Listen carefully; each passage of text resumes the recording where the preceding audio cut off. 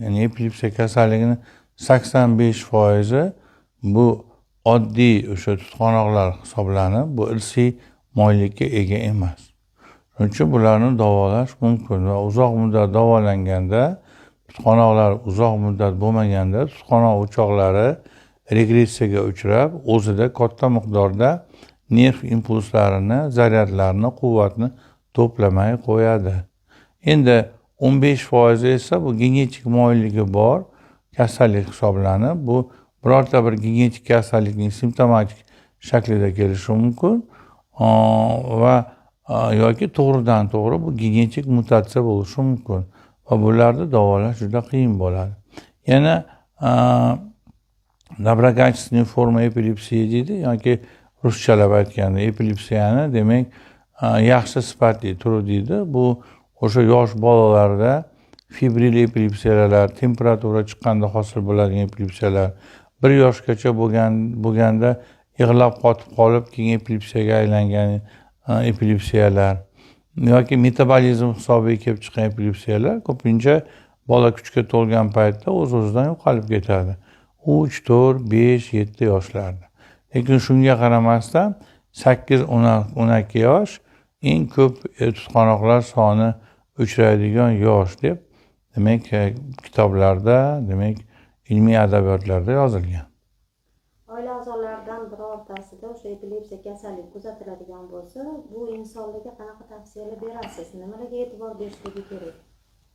Oila a'zolarida tutqanog'i bor insonlar bo'lsa, demak, birinchi o'rinda tutqanoqda dorilarni uzmay ichib turishini, demak, bu bemorga eslatib turish kerak. Men tutqanoq kasali borlar uchun tejamkor turmush tarzi ishlab chiqarganman. Bu tejamkor turmush tarzini shu 2000-yillardan sal ertaroq, shu 98-yillarda ishlab chiqarganman. Bu o'zida 24 ta punktda ichiga oladi. Birinchi, tutqanoq dorilarni uzmay iste'mol qilishini demak ta'minlash kerak oila a'zolari. Ikkinchisi, tutqanoq dorilari bemorning holatiga qarab ba'zi bir holatlarda kamaytirib, ba'zi bir holatlarda ko'paytirilib ichiladi. Masalan, deylik, shamollaganda, isitma kirganda, uzoq yo'lga borganda, samolyotda uchganda, xullas inson tanasiga yuk tushganda tutqanoq dorilarni biroz ko'paytirib iste'mol qilish kerak. Masalan, deylik, sirkumseziya, kulala qilyapti. Bu holatda albatta tutqanoq dorilaridan kulala qilishdan yarim soat oldin ortiqcha ichib oladi. Yoki narkoz payti yoki tug'ish paytida mana shu paytgacha nechta odam tuqqan bo'lsa, hammasini kesmassiz tug'dirishga harakat qilamiz. Doim maslahatda bo'lamiz akusher-ginekologlar bilan. Tug'ishdan oldin birinchi to'lg'oq tushgan paytida oshcha ichiladi va tug'ishdan oldin oshcha ichib oladi. Bularni biz tushuntiramiz.